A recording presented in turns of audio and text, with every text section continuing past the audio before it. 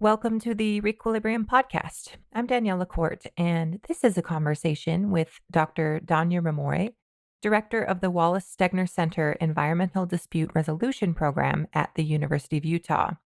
She's also a research associate professor there in the S.J. Quinney College of Law and a research assistant professor in the Department of City and Metropolitan Planning. This is Danya's second time on the podcast, and because her work and research focus on collaboration and decision making in environmental and public policy issues, I invited her on this time to talk about conflict, a topic that was teased a little bit in the previous episode with Matt Lee. We also wandered to the topic of housing and migration to the Intermountain West region of the US as kind of a microcosm of how communities are in dire need of tools and skills in collaboration and fruitful conflict. To learn more about Danya and her work, check out this episode's page on daniellelacourte.com/podcast. Subscribe to the Re-Quilibrium podcast on Spotify, YouTube, Apple Podcasts, or wherever you get your podcasts. And you can also sign up for Re-Quilibrium's email list at daniellelacourte.com/podcast for some exclusive content and to be notified of new episodes. If you've liked the content so far, rate me on Apple Podcasts. Follow me on Medium, Instagram, or LinkedIn at Danielle Lacourte. That is DanielleLecourt. Or consider supporting me on Patreon at Danielle Lacourte. So now let's get into it. My conversation with Danya Rumore.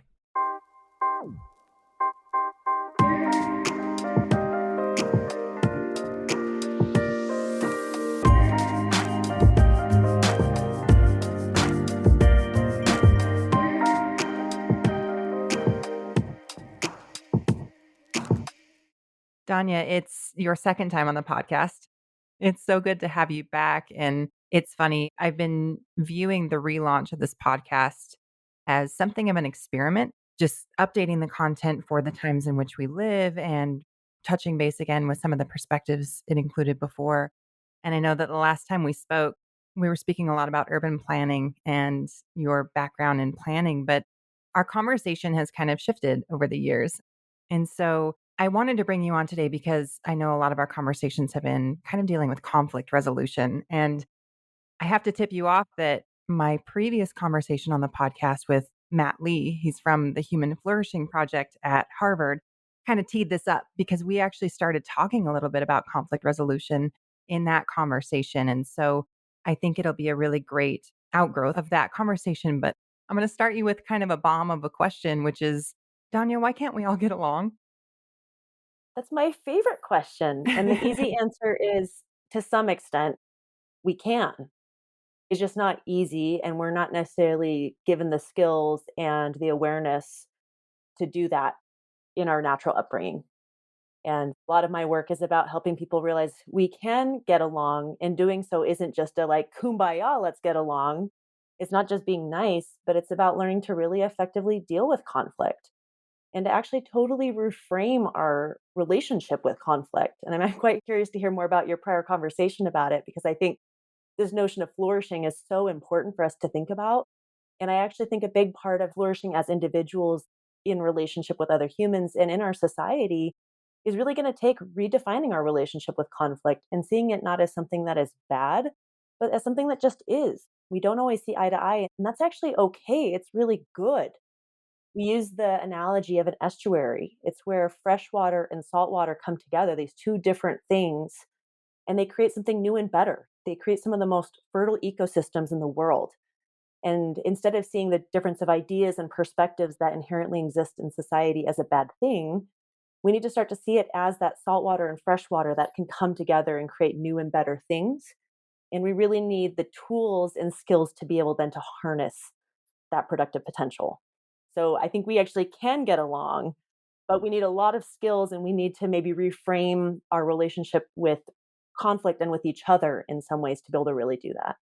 Right. Well, and I'm really glad you brought up the ecological metaphor from the outset because something Matt and I were talking about is I asked him if there's such a thing as if conflict can actually be rejuvenating, if it can actually be a force that makes things better, that fills people's cups, so to speak. And I've been having these conversations that all relate to a few different things. One is that idea of flourishing and how do we actually get all of these aspects of our lives working together in concert?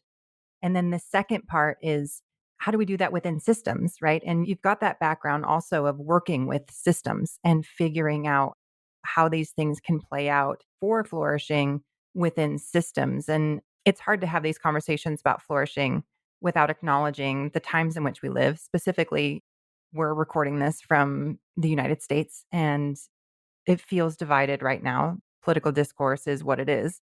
And so I think, yeah, if you could kind of help us frame a little bit. I believe that there's no positive eventuality for us that isn't together. And so, how do we, working in this kind of both individual and systemic interplay, how do we start to reframe conflict, in your opinion? There's a lot I could say to that question, so I'll try to stitch a number of ideas together with some coherence. Well, we've got time. Ah! That makes me think of how I came into this work. And to make a very long story reasonably short, I graduated from high school wanting to solve all the environmental and social problems. That was my driving force, and that still is my driving force. And at that time, I thought that meant, oh, I'll study environmental science. That's the thing. Like, I'll understand socio-ecological systems, and that will solve the problem. And I pretty quickly realized science is super important, but science isn't the problem, right? It's people and our relationships, and Mm. frankly, our lack of working together to solve problems that is the problem. And that set me off on basically a lifelong quest of how do we get people working together to solve complex problems? And that eventually led me into the field of environmental policy and planning. It's part of why we talked about planning and climate adaptation last time we talked many years ago. But really, in that field, my expertise is conflict resolution and collaboration because I realized to get people working together to solve problems, like I've been talking about, we need a certain toolkit and we need certain awareness. And I really wanted to skill myself up to help mobilize people to work together to problem solve. And that really comes from a belief and having seen and witnessed a lot of evidence of this that for us to thrive and to flourish as individuals and as communities, we need to thrive at a larger scale.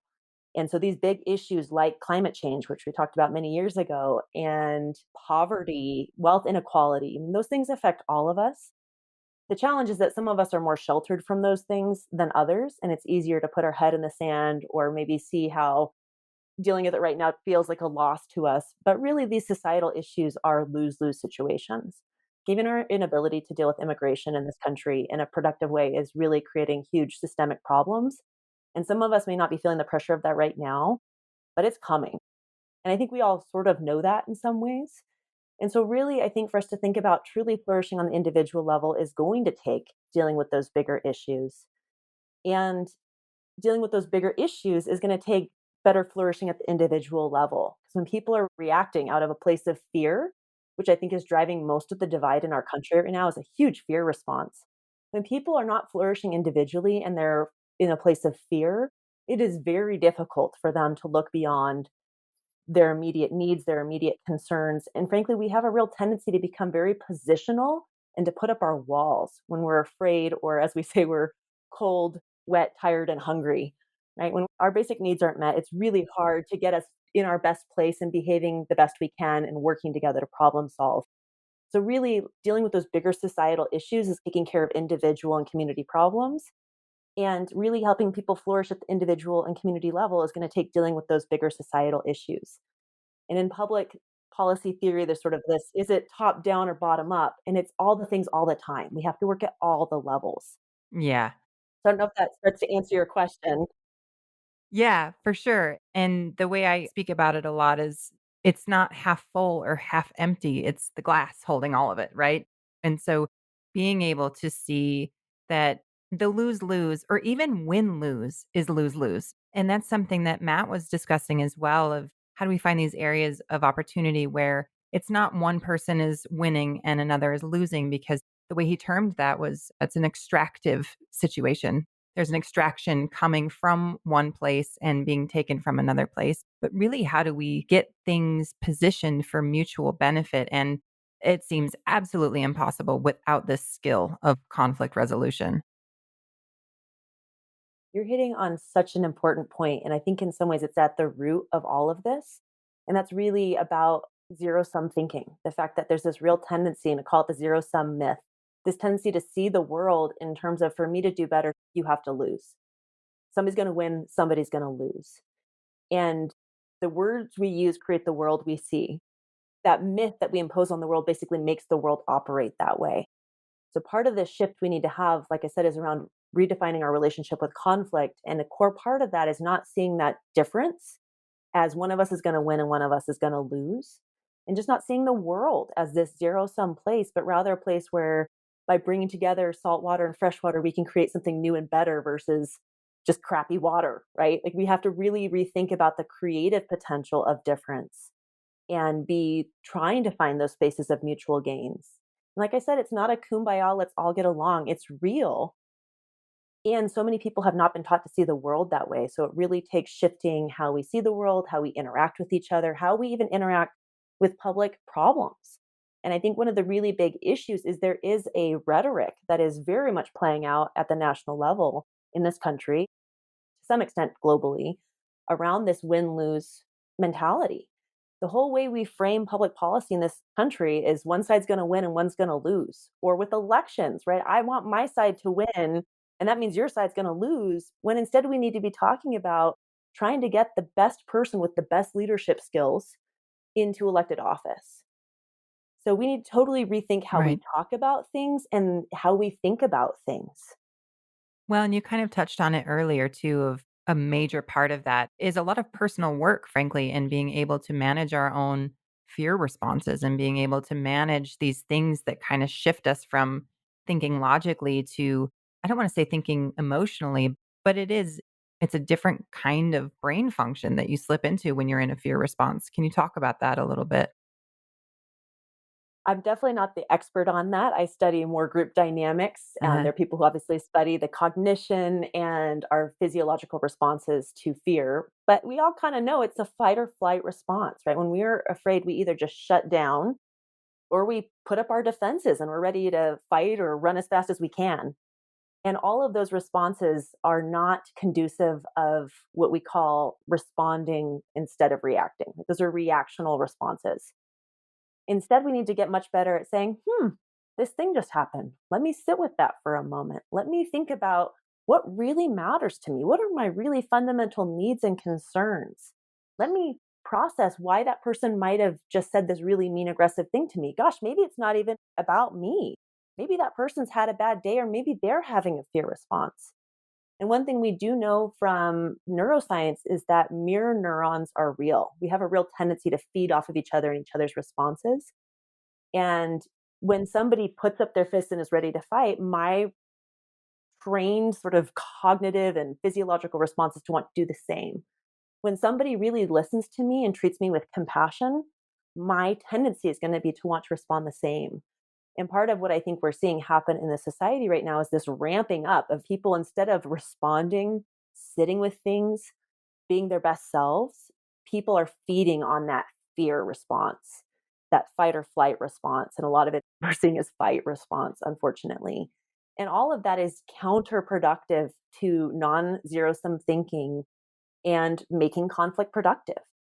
Because as soon as we put our fists up and ready to fight, then we're all in defense mode. And it's really hard to de escalate that conflict. And we're actually starting to see that play out physically, but it definitely is emotionally at a national level with a lot of these public policy challenges, conflicts, conversations about anything from abortion, which has been happening for decades, to immigration, to healthcare, right? Instead of sitting down and saying, hey, this affects all of us, how can we work together to get to a better place with healthcare?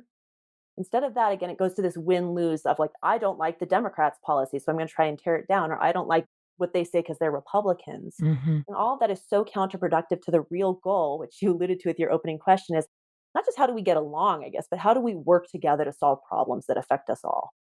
Right. So, can you back us up a little bit and walk us through the mechanics of conflict? Mm. There's some basic principles that I really just try to drive home with every audience I work with. And that first one, as I said before, but really want everyone to sit with, is conflict just is.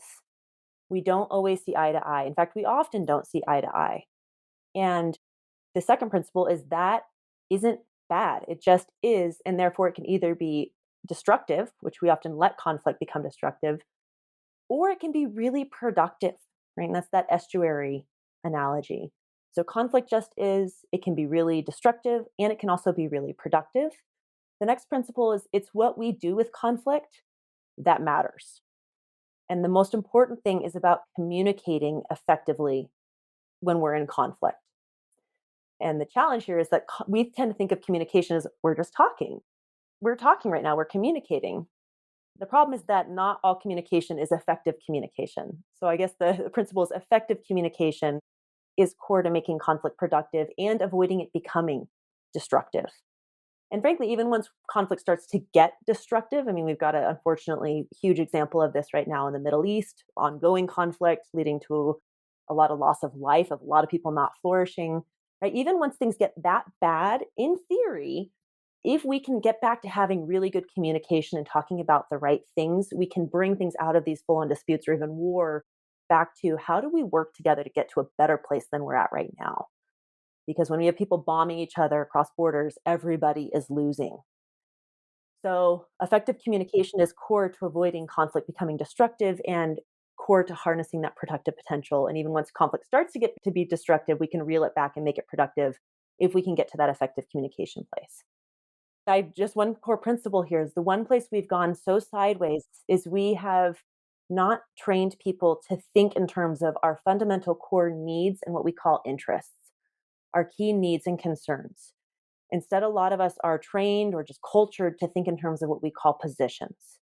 So, an example of that would be a position is build a border on the US Mexico wall.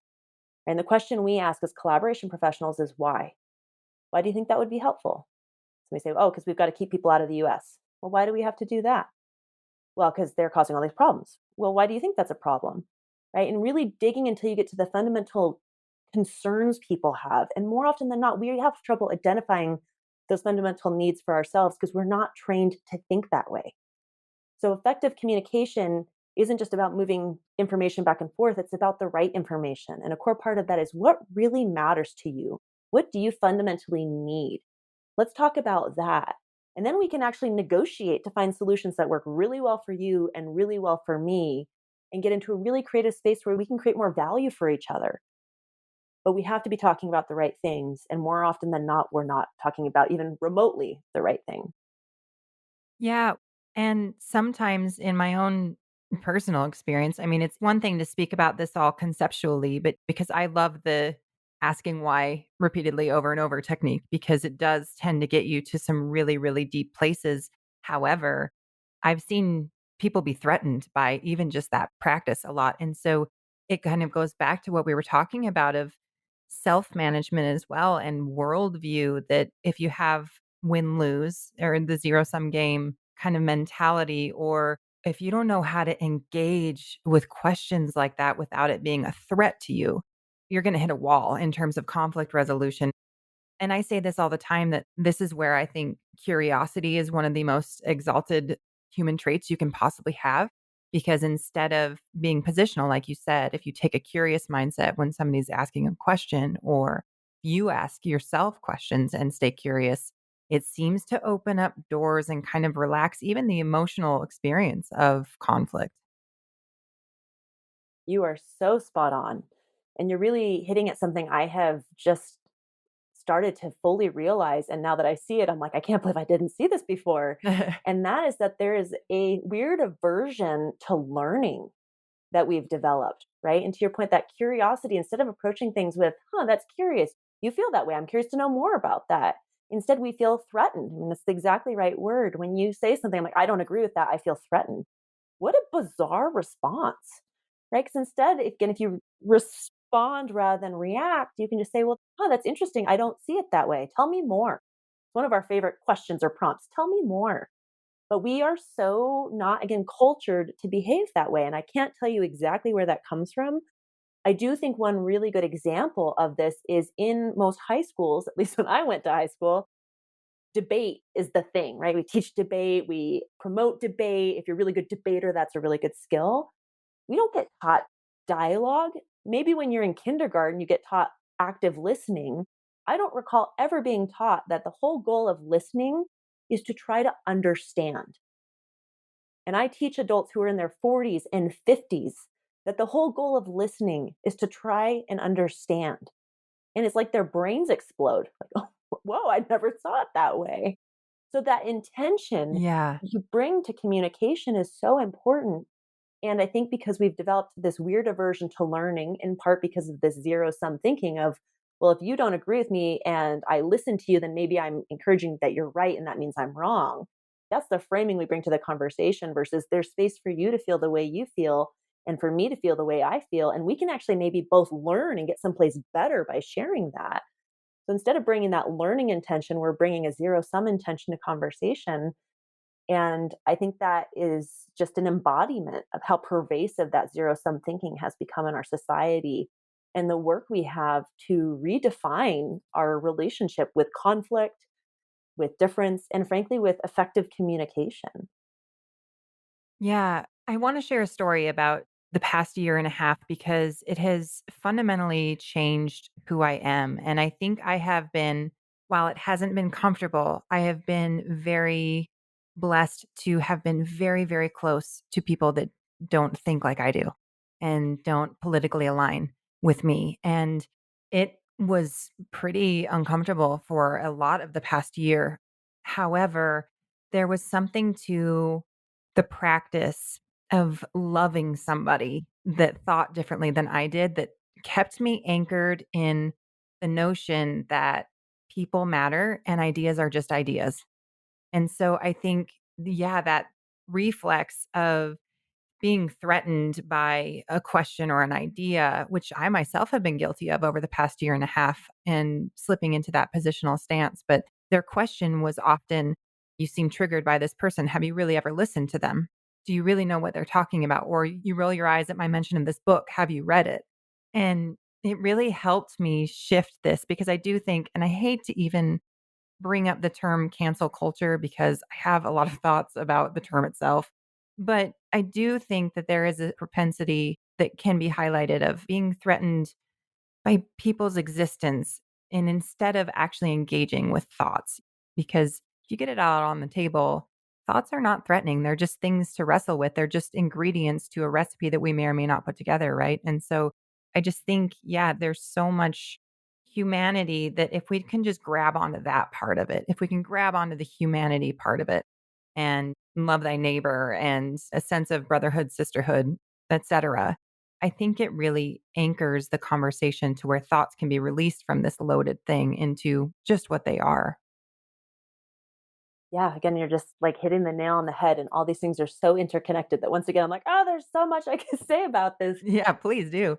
Well, and I'll try again to get lots of thoughts out and say something coherent. Actually, first, just I want to say that the cancel culture thing is so pertinent, and we could have a whole conversation about that. And in some ways, we are, because cancel culture is this zero sum response instead of a learning response.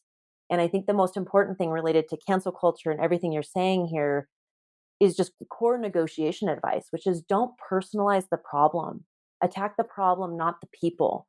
And we are doing the total opposite. Instead of saying, yeah, immigration is a really complicated issue and it affects us all in a lot of different ways. And you know, it's going to be hard to work on it. Let's get to work. We're saying, I don't like what you just said about it. I'm going to put all of my energy into that, which does nothing to deal with this problem. It doesn't make things better for me. It doesn't make things better for you. In fact, it's probably going to create a bunch of problems for both of us, as this sort of cancel culture thing has. And it's going to distract us from the hard work we need to do. And that's why increasingly when I talk about collaboration and conflict resolution, I find myself talking about leadership, in part because I've realized we have a dysfunctional understanding of leadership in this country.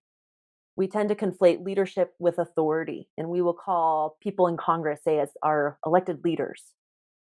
When the reality is, leadership is all about mobilizing people to work together to solve problems and to thrive. And that's that whole notion of flourishing, right? We could say to flourish, we could put that word in there. And when we get really distracted by these personal things and make it about what somebody said versus this big challenge that we clearly both care about, that's why we're in communication about it. When we focus on that person and personalize the problem, we are not mobilizing ourselves or anybody else to problem solve. And when we get stuck on this win lose mentality and we're saying whatever they say is wrong and that's all I'm going to talk about, we're not mobilizing anybody to problem solve. And I think that's part of why we have a huge leadership deficit in this country. And most of us don't see it because we don't have the words to see what leadership really means. When we conflate leadership with authority and we say that person's in a position of power, therefore they must be a leader, we don't see that that means nothing about their leadership. And just the same, you and I, through even having this conversation, if we influence other people and they start working together to problem solve, we're exercising leadership. And so anybody, anytime can exercise leadership. But getting back to this whole question and what you're talking about, a first step in that is that we have to be focused on working together to solve problems. And as soon as we're just focused on people and personalities and personalizing problems, we are totally distracted and it gets in the way. And so, one of the core things I think at the heart of what you're saying is we have to step back and say humans are just humans. We all have families and concerns and traumas and blind spots. We all have that. And we're all just trying to make our way through life. And we all want to flourish. Right? Bring it back to that idea. We all want to flourish. And some of us have different ideas about what that means. Some of us are so influenced by our traumas or our fears that we've totally lost sight of that. But at the end of the day, we all just want to flourish. And it's not impeding on my flourishing for me to say, that's an interesting idea. I don't think I agree. And I'd sure love to know more and hear more about why you feel that way. And through doing that and connecting as humans, we are actually much more likely to influence that other person. But in order to do so, we have to be ready to be influenced ourselves, to recognize that maybe this idea we've had our whole lives wasn't quote unquote right. Maybe we missed something. Maybe we can learn, right? That comes back to learning. And at the heart of that is vulnerability. And this is part of why in our conflict resolution work and teaching people to exercise leadership, I'm increasingly recommending Brene Brown's work. And if you're familiar with Brene Brown, somebody who's just done amazing work on shedding the light on like human vulnerability and how that is the root of human connection. And it's the root of learning because learning means I may not be right. I may not know all of the things. And she's also making this tie between vulnerability and leadership to truly exercise leadership, to mobilize people to work together to problem solve. You have to accept you don't have all the answers. What you have, hopefully, is the ability to push people to try and find those answers together. And so I think that part of what you're getting at is that we have to be willing to be vulnerable. And as you indicate, it's easier to do that when you truly love someone, right? You recognize, oh, I guess I have to be vulnerable. I guess I can't always be right. And I think we're going to have to channel that. We don't necessarily have to like love everyone else in society, but we do have to work with other people in society. And that means we're going to have to be a little bit more vulnerable. And that's actually a place of power. Because then accepting you don't know all the things and you don't have all the answers, you can just say, let's learn. I want to learn. I want to do better. Let's get to it. Right. Well, and I think at the heart of that as well, and I'm glad you brought up Brene Brown because I've been really enjoying her contributions to the public conversation, specifically now. But the other aspect of it, and kind of bringing back cancel culture as well, one of the things that I think the term cancel culture has become misused sometimes as a reflex for people who aren't willing to hold the accountability side of the equation. And so I think that in order to do everything that you just said, and Brene Brown talks about this also, is like there's an accountability side of it as well. Of there might be something that I did that wasn't productive or was counterproductive or hurt people. And I have to own that in order for anything to move forward. And I think sometimes somebody will stand up and say something that is completely inappropriate, that is completely unhelpful, hurtful, inciting, whatever. And when people get mad about it, then they say, oh, well, this is cancel culture at play. And not being willing to actually look and learn and be vulnerable and say, wow, my bad. I've seen this actually happen more than I think people are talking about, that people will stand up and be like, wow, that was a stupid thing for me to say. I'm really sorry. And I think that's good because, again, it's you have to allow space for growth for people to have made mistakes and change in order for any of this to work. And I think that there are some really, really uncomfortable aspects of that, but accountability is one of them. And it's a vital component for being able to move forward. Yes. The answer is yes. And it ties back to that aversion to learning. We have to be willing to learn ourselves, and we have to create space for other people to learn, right? For them to be vulnerable. And just like I think we're talking about here, I think this whole cancel culture umbrella, like it's just muddied the waters in some ways. So instead of thinking on about the like what we don't want, I always try to get people focused on what we do want. And I think the whole conversation around cancel culture, the misuse of all of it, et cetera, is like that we don't want to go there, but where do we want to go? And I think where we want to go is where we can have open conversations, where people can learn through conversation with each other. One of the things we've taken to saying is effective conversation, or what I call dialogue, is the most effective technology we have. Right? It is only through that technology that we will solve all of our big societal challenges. And we need to be focused on what that looks like and how do we have those conversations. And a huge part of it is being willing to be vulnerable ourselves, like you're saying, to acknowledge, wow, I did not mean to hurt you that way. And I recognize it felt hurtful to you. Thank you for letting me know. Why is that so scary? Right? But people are terrified for some reason of doing that, apparently. And on the flip side, when somebody says that to us, we need to say, thank you for letting me know this wasn't your intention and for apologizing. I really appreciate that. Let's carry on the conversation, right? Or let's work together on this thing. Yeah. And that also is breaking down. When people apologize to us authentically, we still say, well, cancel you anyway. You said the wrong thing. So all ends in some Right. ways are stopping the conversation and interrupting the conversation and interrupting the work together. And we all have to step up to the plate of recognizing we need to be vulnerable. We need to create space for other people to be vulnerable. And in conversations about diversity and these kinds of difficult conversations, often we talk about intent and impact. And it's frustrating to me and frankly scary to me when the message we're pushing to people is that all that matters is impact. It doesn't matter what you intended, you hurt me, and therefore, right, that's a problem. Or that all that matters is intent. I didn't mean to hurt you, so therefore it doesn't matter. No, right? Those things both Right. matter. It's a yes and situation. And we all need to accept that. Yeah. And I think that's what's so weird to me about what's playing out in societies. It's like both of those are falling apart. Like we're only emphasizing one or the other.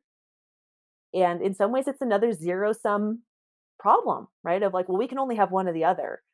And one of the things we really preach to people, and I think this is life changing, is think in terms of yes and. Like I just said, yes, impact matters, and so does intent. Yes, intent matters, and so does impact. Yes, you want this, and I want something different. Cool, let's talk about it. Let's try to find something that works well for both of us. Yeah.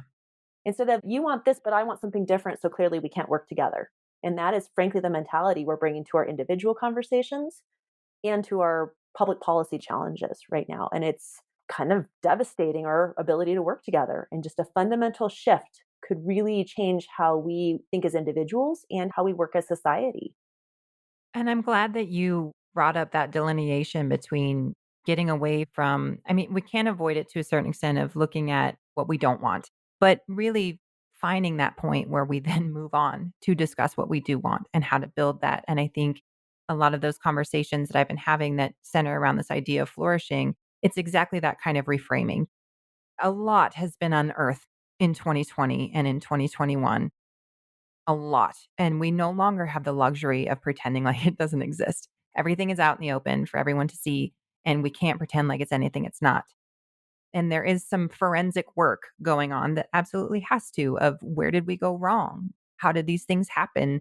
Getting to the root of certain issues. But yeah, there has to then be that step, like you said, of if somebody apologizes to you, there has to be that step of you saying, thank you for the apology, or I accept your apology, and then figuring out how to move forward together. I think that forward thinking mindset is frankly something that I am trying to push more and more with the content in this podcast is just, okay, the world is different. The world is never going to be the same again after the pandemic. I don't believe it's going to go back to business as usual. So, what is it going to be now? And how do we start to have those conversations of what world we want to have post COVID, post everything else in 2020? Yeah, I just agree wholeheartedly with that as well. And one of the key mantras I use in my life is I'm here now. What's the productive thing to do? And I think with a lot of our societal conflict, we get stuck trying to figure out who's right or wrong, right? Or even to reconstruct history so we can figure out who's right or wrong. And that is Mhm. the totally wrong conversation. That gets us nowhere. Yeah. And frankly, it just causes a lot more hurt. And it ties back to the zero sum thinking, right? That somebody is right and somebody's wrong versus this is a super complex history. And somehow we got here and here isn't working so great for everybody. So now what do we do? What's the productive thing to do now? And I'm a mountain biker, I'm an outdoor enthusiast, so I like to use my outdoor sports to help inform my life. And one of the really good analogies that I use all the time tied to this is when you're mountain biking or when you're skiing, you don't want to look at the tree you don't want to hit. You want to look at the path you want to take. And Mhm. part of that is seeing those trees, right? Say, I see you, trees. We don't want to hit you. So we're going to look where we want to go. And I think you're hitting the nail on the head in that what we really need right now is a vision of what we want this world to be like, what we want our societies to be like, what we want our lives to be like. And every day we can stop, pause, and try to redirect. It's just a lot easier in some ways to do that when there's a punctuation mark in life. And COVID has been that for a lot of us individually. And frankly, it needs to be that for us as society. And what we're really lacking right now, I think, is inspiration, feeling inspired behind a vision. It's part of why we have this infighting sort of tribalism that's developing in this country, the identity politics. We're all looking for something to hold on to, right? Because we've got that fear. And what we need is something to look forward to. And it doesn't have to be the exact same thing for every person, but it could be a thriving society where we can all flourish, right? And then talking about what does that mean? What does that look like? And I think part of where our elected officials, especially at the high level, have really lacked, have not been exercising leadership is in not mobilizing people behind the who do we want to be, right? And how do we keep moving in that direction? And instead feeding into this rhetoric of identity politics and of tribalism. So I think that for us to flourish as individuals, we need to be thinking at that level, right? Of here we are now, what's the productive thing to do and where do we want to get to and how's the best we can try to move in that direction? And then as a society, we really need to be doing that. Yeah. Well, I got so distracted by your mention of mountain biking and don't know how it hasn't come out that we both mountain bike. But yeah, that whole concept of object fixation of if you look at the thing you don't want to hit 100%, if you're me, 100% of the time we'll hit it. But I also think that getting to this idea that I think even the last time you were on the podcast, we were discussing this idea of wicked problems and super wicked problems. And for anyone that is not privy to those terms, they're basically terms used to categorize big, hairy societal problems. And there's some criteria that go into defining wicked problems and super wicked problems. But these are problems like poverty and climate change that don't have one cause, that don't have one solution. It's not simple. However, I think when you were talking about tribalism and finding these things to jump on, I think there's underneath this idea of tribalism and cancel culture and everything, there's a deep need cognitively to make things digestible. And our brains can only handle so much information, and we're looking for quick ways to handle things in a pinch. So it would make sense that people slide into sides or slide into positions because it's a quick response that often is well worn. It's often something that's comfortable to us. And so, in the name of that concept, I'm wondering if maybe you and I can zero in on some quick tools that people can use, recognizing that we can't always solve super wicked problems over coffee with our friend or with our politically opposite grandmother or whatever. And you've already mentioned one, getting back to this non zero sum mindset is maybe a quick question we can ask ourselves in the moment of like, am I thinking zero sum? Am I thinking win or lose? Am I thinking superior, inferior? Am I better than you because of my position or whatever? And maybe that's a quick pivot out of it and plugging that with curiosity instead. That tends to be my go-to whenever I'm really uncomfortable and it takes some emotional management, but that was a really long-winded way of asking you this question, but what are some other, I mean, simple things that you go to as a mediator over and over again, just simple tools that can kind of help pivot the conversation? We do a lot of training and capacity building. So I really think a lot about this question, right? What are the core things I really want people to walk away with to make positive change in their lives and so they can make positive change in society? And the model we use is that it all starts with awareness. Just becoming aware of, wow, the way I'm communicating isn't serving me so well. Oh, wow, I see the world in a really zero sum way. And maybe it's not always that simple. Oh, wow, I haven't been very curious in my conversations. Maybe I should try that.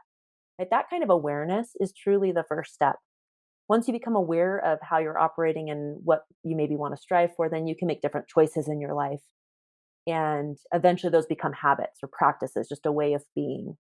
And the really core awareness I think people need to have are just some core nuggets that are really helpful for changing the way we operate. And if everybody changed the way they operated and everyone worked better together, we would work better together as society. I think the core things are one, starting to really try to see the world in terms of interests. Really asking yourself every time you're having a conversation with somebody, even if it's with your significant other about where you want to go to dinner tonight. One wants to go to Thai and one wants to go to Italian food. Even that is a good chance to practice what really is my interest? What is my fundamental need or my fundamental needs and concerns? And sometimes we get stuck on fighting on, I really want to go to Italian and I really want to go to Thai. And if we step back and say, what are really my needs and concerns from dinner or from this evening? It might be, wow, I just really want to connect with my significant other. That's the most important thing. Oh, maybe I should just say, hey, honey, whatever you want tonight, I just want to connect with you. Let's go do it. Right. But we can get so positional on, I want Italian and we always go out to Thai, right? We like are thinking about the totally wrong thing. So even in those everyday life instances, starting to retrain our brains in terms of why do I care about this? And really, what are my fundamental needs and concerns? So when we go out and we start working with people on challenging issues, we just think that way. We think about what are really the fundamental needs and concerns I have or my organization has. Let's speak from those. Let's try to ask good questions to understand what's going on for the other side, which is going to be the second key piece of advice. And then we can try to create something that works well for all of us. So to get to first one is just trying to think in terms of interests and let go of those positions or those like particular solutions we're pushing for how to solve a problem or what to do. So the second part of that is about asking good questions. And really asking good questions of ourselves is really helpful. That question of, why do I care about this? Really sitting with that, super powerful. Or what really are my needs and concerns related to this thing? So asking ourselves good open ended questions to really explore what's going on. And then getting really good at asking other people good open ended questions to really understand. Why do you care about that? Why do you feel that way? Can you tell me more about that? I'm really curious to know more. And the third part of that, to what you've been saying, and is so core, is really approaching things with curiosity, ourselves, our own emotions. Why am I so stuck on this thing? Why am I having this response? Oh, I'm having this response because every time A happens, it tends to lead to B, but maybe that won't happen this time. Can I go in open minded? So, approaching ourselves with that curiosity and approaching other people, just trying to understand what's going on for them, being ready to learn. So I think those three things in and of themselves will start to break down that zero sum thinking we tend to impose upon the world, really improve our conversations with other people, and actually go a long way towards helping us find mutual gain solutions to problems that are really wicked, really complex. There's no right or wrong answer, and we can make progress on them, but people are going to have to work together on it. So, again, thinking in terms of interests, not positions, really trying to ask good, open ended questions to explore what's going on for ourselves and for others. And really approaching the world and our conversations and even our own selves with a lot of curiosity. I'm glad you brought up focusing that curiosity on yourself too, because even as you're speaking, and when I hear other people talking about these concepts as well, the question I ask myself is, and what does it take in order to be able to do that? And for me, it really seems to become clearer and clearer that it is going to be very difficult to do any of that if you don't have a deep level of self respect as well. Because I see so many people slide into this, oh, I'm having this feeling. There must be something wrong with me. And so we can't even get to the conversation about what my needs are. We can't even get to a conversation about how do I become curious if I think that there's something fundamentally wrong with me or if I think I'm bad. And Brene Brown talks about this a lot is like that shame versus guilt. And if you feel like I am bad because of all of this, you can't get to that place because then your number one need is to protect yourself because you're feeling very negative things toward yourself. And then maybe you're feeling other people feel those things too. And so I think all these conversations that I was raised with, and I have critiques about the rhetoric of self esteem for my generation and how we grew up with that because I think it wasn't that effective maybe. But I do think that there is a core thing there that we can't extend love to each other without love for ourselves. We can't extend respect to each other without respect for ourselves. And I think that is the deeply personal work that also goes into conflict resolution of managing ourselves. I don't know if you have additional thoughts about that. You've made so many good and totally spot on points, and I really appreciate that connection back to Brené Brown's work because that's actually where my brain was going as Yeah, well. yeah. What I have learned as I've been teaching this stuff to adults is that that inner work is core to the outer work. For somebody to be an effective negotiator, collaborator, to effectively work through conflict, there's a lot of inner work that has to happen. And that ties back to that notion again of awareness, choice, and practice. If we aren't aware of our own selves, then we can't make different choices in the world. We can't be better listeners if we have our own internal dialogue of what they're saying makes me super uncomfortable because I'm not sufficient. Rambling like that in our own minds, how can we listen to them? That inner work is so core to the outer work. And it's not just all touchy feely. It's about being an effective human being in this world and working effectively with other humans in this world. And that's why I love Brene Brown's work. I think she does such a good job of talking about what so many people want to say, oh, that's the touchy feely stuff. I don't have to deal with that. That stuff's uncomfortable. I don't want to deal with it. And she basically kind of puts it in your face. You have to deal with it. And I would argue to become an effective human being in this world and really work with other people effectively, you have to deal with that inner stuff. And in some ways, as she talks about like these gremlins, we have these gremlins that sometimes when we put them up in daylight, we're like, you're not even that scary. Right. So, in some ways, like I said, we're so averse to learning, but in some ways, just saying, oh, I'm averse to learning. I don't need to be that way. I want to be open and minded and curious. Let me just try that. It just sort of makes it go away. Shining light on the boogeyman can just make it go away. And that's that awareness of why am I doing this? And even our internal dialogues of I'm not enough and of shame, if we can flip that around and say, oh, I'm having a shame response versus a vulnerability response, and that shame response is getting in the way, and a vulnerability response can actually open me up to be better able to work with other people. It doesn't have to actually be so big and scary. We just need to become more aware of what we're doing and make different choices. And I do think, to your point of some of the rhetoric, some of what we maybe inherit from society, we have societal work to do around it's healthy to learn, right? And it's good to be vulnerable, and we reward that and we don't shut it down, and we see the function of that and being part of a healthy, thriving democracy. There's a lot of work we need to do at a more cultural level, and there's work we have to do at an individual level. And going to what I said before, it's not just bottom up or top down. We have to do both of those things. We need to be working at the individual level and we need to be working at the societal cultural level. And we can do that. We just have to make a choice and we have to be committed to it. And as we near the end of this conversation, something that I always think about when I speak to you, Danya, is I'm so curious. I've always just wanted to be a fly on the wall of when you're mediating. And you mentioned when you started out on this path that you went in through ecology and environmental science and kind of came out into wanting to address the issue of people. And I've read a lot about, and I think there's a lot out there right now about burnout, specifically people who do this kind of work, people like you can burn out. And I'm wondering when you've seen it go really right, or what are those moments that fill your well, that keep you moving forward in work that is arguably, and this is an assumption, but I'm assuming it's really hard. I'm assuming you do really hard work and it takes a lot of personal management on your part. So what keeps you going? How do you stay rejuvenated in your work? It is a great question. And there are people in all fields who are burning out, right? I mean, I think most of us are not necessarily flourishing because we're working too much in other things. But that's a whole other challenge. Definitely in the field of conflict resolution, I know many people who have just gotten so kind of disgusted with poor behavior from people and positionality and had just chosen to leave the field or retire early.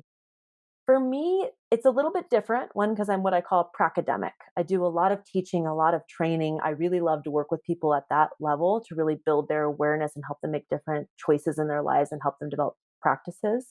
And the program that I run is really focused on that side of things. We want to build capacity and help people realize you don't always need a facilitator or a mediator. You just need skills to work together to problem solve. And that's going to go a long way. So that in and of itself, I find just deeply rejuvenating and refreshing because it's really fun to work with people who are 15, 20, 40, 50 who realize, wow, I can be a more effective human being and I can be a happier, more flourishing human being just by redefining my relationship with conflict, listening better, focusing on interests, being more curious, stuff we've been talking about. So that in and of itself is just super fulfilling and refreshing. And when it comes to actually being on the ground, mediating and doing conflict resolution, I do less of that work these days, in part because we feel we can have a bigger impact instead of mediating one dispute, instead working with hundreds of people and training them up to work on whatever challenges they have. But when we're out there, my mentality is we're here now. What's the productive thing to do? And I'm just committed to doing the best I can with the tools and resources I have to help those groups do their work. And I tell the groups I work with, it is your work to solve this problem or to figure out how to work through it. And I do like to remind them, like, the reason we're here in a room together is because there's a big problem and it's affecting all of us. So we call it an issue of mutual concern. Some challenge or some opportunity has brought us together and it's affecting all of us. And more often than not, pretty much everybody's losing because we're not dealing with it. And we can think of big public lands conflicts here in Utah, like Bears Ears, where the back and forth and legal battles, frankly, everybody's just kind of losing right now. It's not good for anybody. There are huge mutual gains opportunities that could be pursued if people could say, stop, time out. The past has happened. It's real. We acknowledge it, right? Those are the trees we see that we don't want to hit. And what's the productive thing to do now? How do we work together to get to a better place? And when I come in as a facilitator and mediator, I see my job just as helping them refocus themselves and have those right conversations. But at the end of the day, it's their work to be done, right? I'm the neutral party, the impartial party. I'm just here to help you do your work.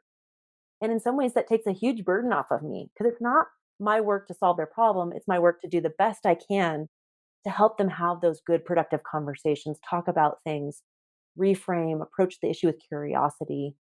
And that in and of itself is really recharging, even if at the end of the day, they're not their best selves, right? I can't change that. That's out of my sphere of influence, but I can do my best to help them get there.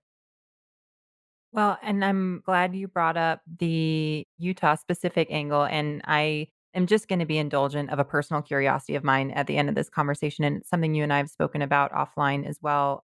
And you mentioned at the beginning of this conversation the issue of immigration in this country. But then I think we're also experiencing an issue of migration within the country, right? And so you have a lot of communities like ours. We are both based in Salt Lake City, Utah.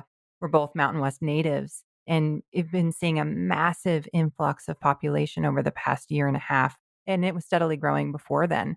I mean, it's easy to see how the issue of conflict resolution relates here because when you have a massive movement of people into a place for things that we are renowned for, mostly like our big nature.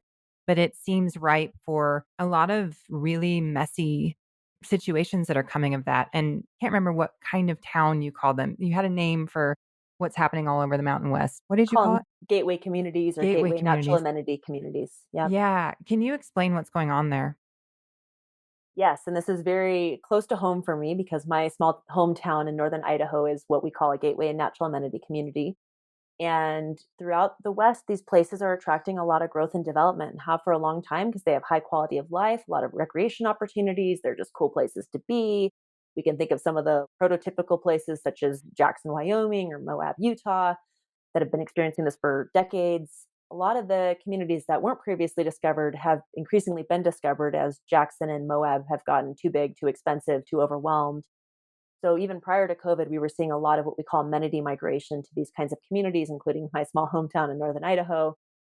And with COVID and people fleeing cities, looking for improved quality of life, more outdoor opportunities, and frankly, being able to remote work and not having to be in cities, we're seeing a huge amount of pressure on these communities throughout the rural West. And with that in migration of people, especially now, this massive migration of people who have salaries in Silicon Valley, Seattle, or other cities, we're seeing extreme pressures on housing affordability, just striking numbers. In my hometown, the local per capita income is $20,000 ish. Right now, the average house price for a three-bedroom, two bathroom in town is about $600,000. That means housing is totally unattainable for anybody with a local income. And that's just one symptom of this overall pressure on these communities. We're seeing extreme pressure on transportation systems, infrastructure, wastewater systems are getting overwhelmed. Huge concerns about urban sprawl around small towns. They have a town of 10,000 people that they're worried about sprawling. A lot of these communities are in very important ecological areas, prime habitat areas, say around Yellowstone National Park, or just habitat corridors throughout the West. But also, this is our open space in the rural West. And so, a lot of that's feeling pressure as people are moving in, and then we're sprawling, or people are trying to find more affordable housing by moving out of town. And then throw this all into the reality of we are in most of this, at least the arid West, and it's getting drier. And we already have water issues. And whether people are moving into Salt Lake City or they're moving into Kanab, Utah, we have a migration of people into the already maybe overbuilt rural West. And what is that going to mean for our sustainability and durability? And frankly, a lot of these places are just not really talking about water, in part because they're so overwhelmed by their acute housing affordability issues. They're just trying to keep their doctors and Yeah. teachers in town, which a lot of these places, even a doctor can't afford to live, say in Aspen or Vale, perhaps. So, yeah, it's just this confluence of very challenging things coming together in these communities. And as somebody who does collaboration and as somebody who studies planning, it's this crazy perfect laboratory of, wow, we all need to get working together soon, and people are not doing that right now. We've got a lot of challenges, and so we're just trying to figure out how do we help these places look where they wanna go and get there versus just being overwhelmed by the challenges they're facing. Right. Well, and add to that the fact that there are cultural differences throughout the entire United States. And so you're getting areas with culture clash as well. And you're getting areas where people have different worldviews and people have different ideas for the land there. I try to stay positive that I think it's really a good thing when you have people moving to be closer to nature. I think it offers a lot in terms of health and well being. That said, there are real constraints, and being able to put our minds together while there might be culture clashes as well, there might actually be that great opportunity for more diverse minds to come together and solve this. That if there's people moving from different industries and different places throughout the United States with different issues, maybe that's a really good thing also.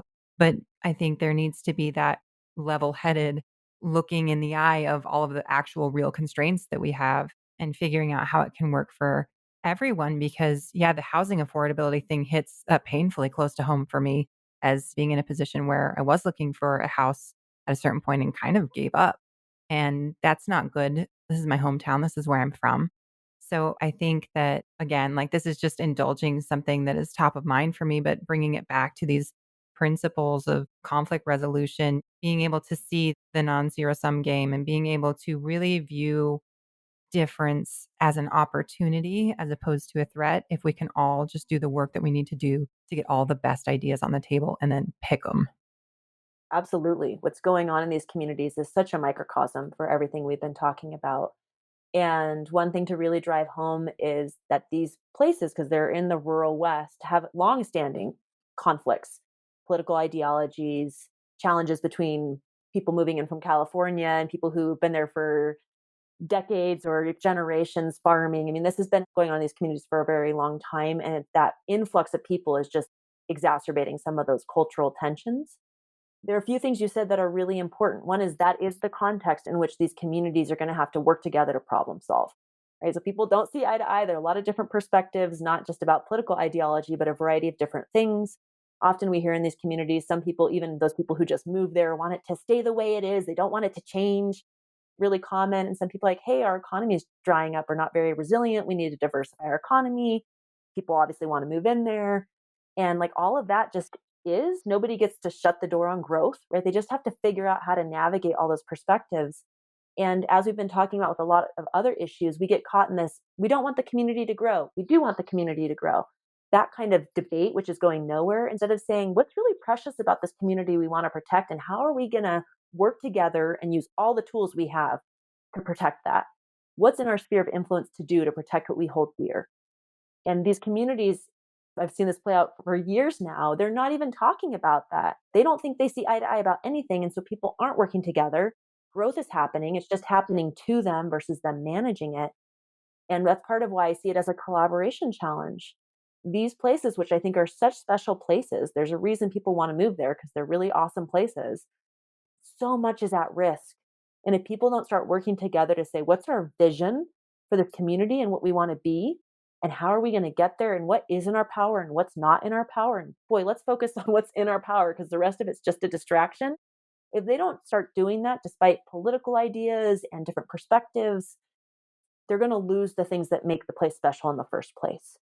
And I think this is an important tie back to everything we've been talking about, which is more often than not, we think we have more in conflict than we actually have in agreement.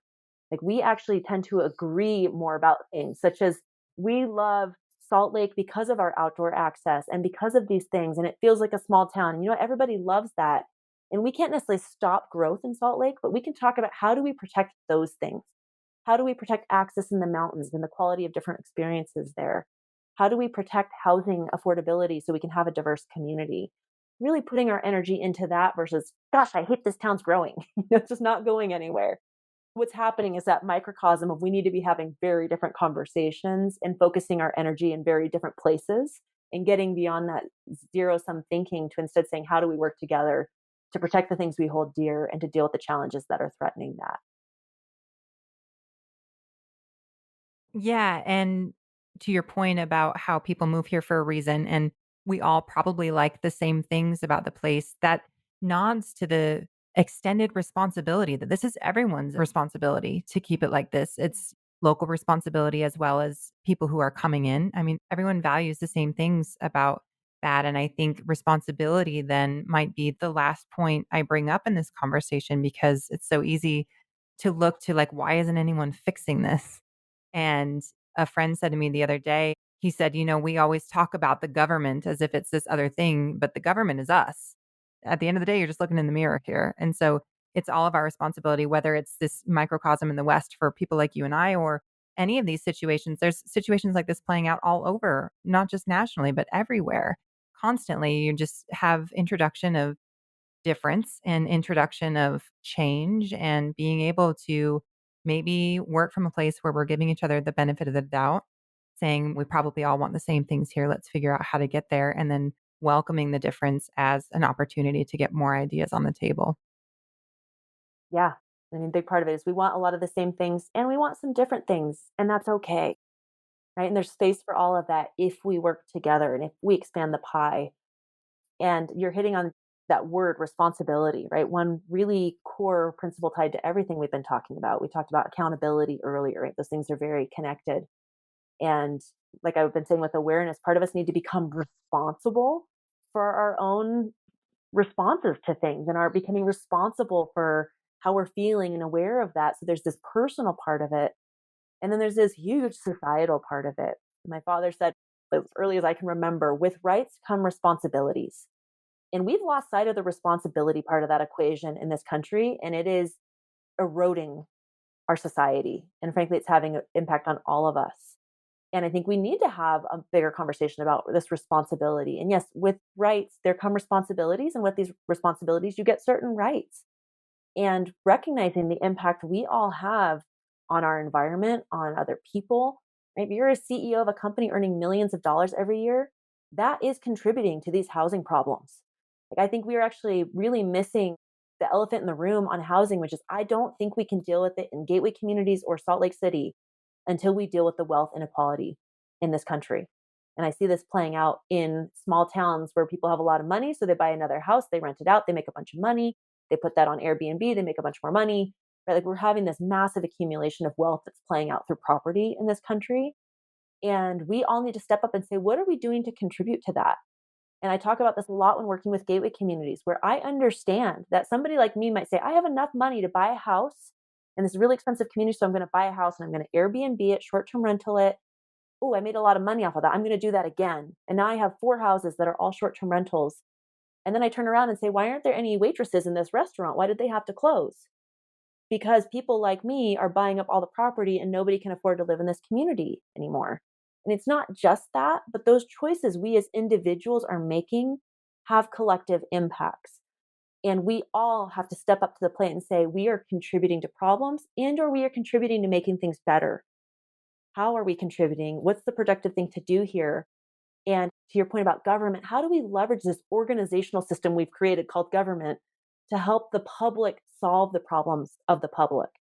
And just like I, as a facilitator, it's not my job to solve the problems of the groups I work with.